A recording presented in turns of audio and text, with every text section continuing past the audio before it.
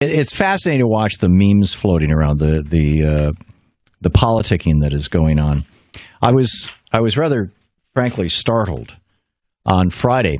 I was watching, I'm pretty sure it was Friday, watching MSNBC and saw the Rachel Maddow show, and she presented a meme that I hadn't seen before, but after watching her show, I was poking around the internet, and I found it in a half a dozen other places.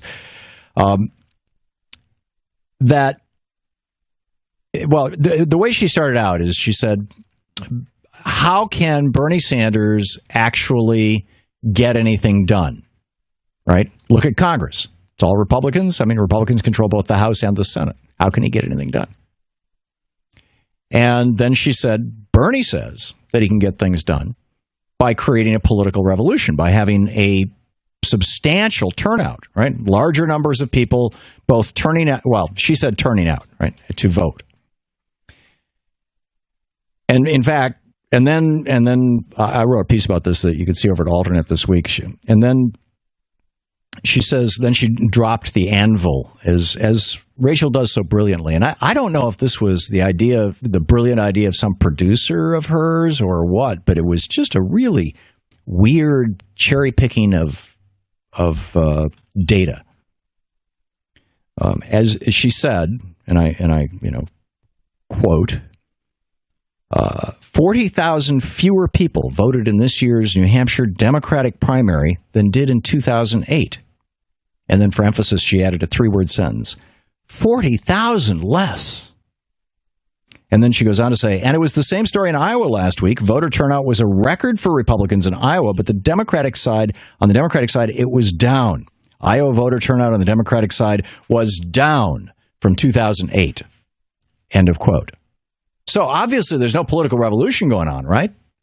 I mean, if Democratic primary voter turnout in Iowa, caucus turnout, and voter turnout in New Hampshire, if they were down from 2008, then obviously, Bernie's got no political revolution. The whole thing is a joke. He's just a deluded old guy who is, talking his socialist talking points from the 60s or something. I mean, that was clearly the implication of it, right?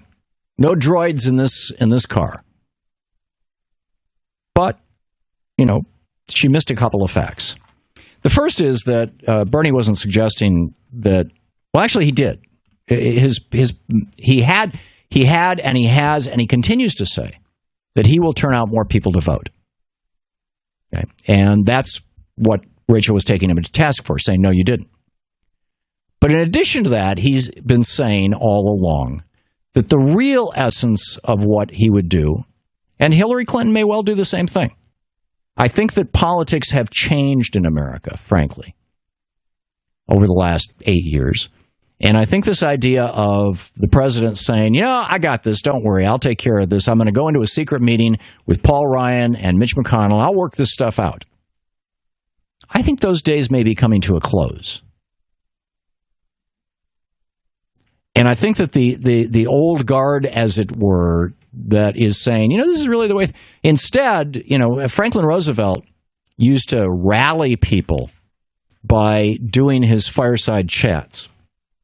I mean, he was famous for his fireside chats. I need a copy of my own book here. And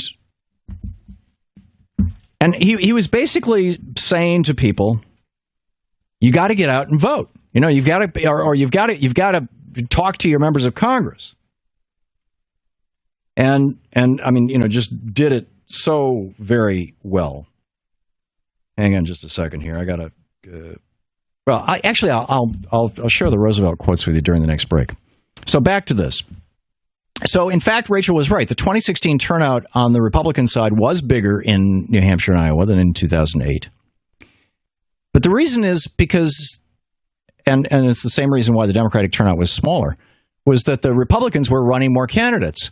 Every candidate has their own get-out-the-vote machine.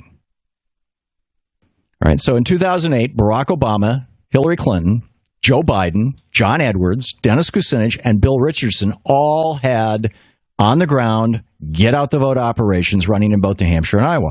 And this year, instead of 7 well-funded, well-staffed get-out-the-vote operations running in those states, there are only 2, Clinton and Sanders. O'Malley, dropped out between the two. And if you look at votes by candidate, and I'm just astonished that Rachel, in making this argument, didn't bother to put these numbers up. Bernie, with 151,000 votes in New Hampshire, shattered the previous record, which was held in 2008 by Hillary Clinton, who won New Hampshire in 2008, of 112,000 votes. 151,000 is a hell of a lot more than 112,000. And in fact, Bernie got more votes in New Hampshire than Al Gore and Bill Bradley got combined in 2000 in that primary. In other words, Bernie actually is turning the voters out.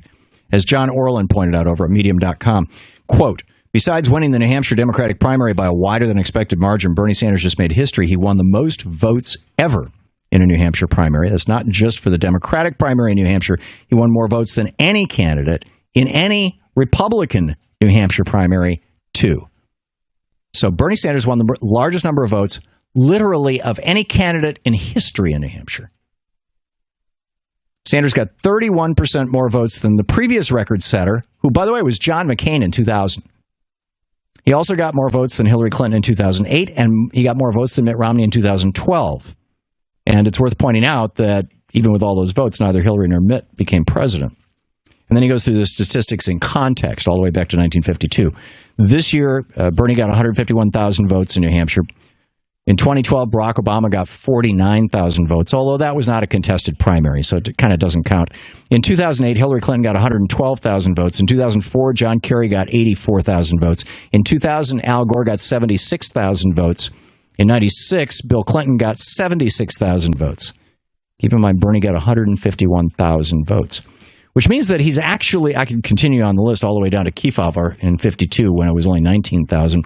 But at that point, you're seeing a state affected by its own population growth. So these smaller and older numbers, I think, are less consequential. But what this means is that the political revolution is actually happening, in my opinion. Dylan Hides, who's an attorney and a friend, he's on the board of directors of Vocal along with me, and he blogs over at thebluebros.com, TheBluebros.com. He wrote a note to me. He said, in Iowa, New Hampshire, 2008 was a statistical anomaly, which makes it a very poor baseline. If we're going to use 2008 as a baseline, remember what happened in 2008. So what happened in 2008?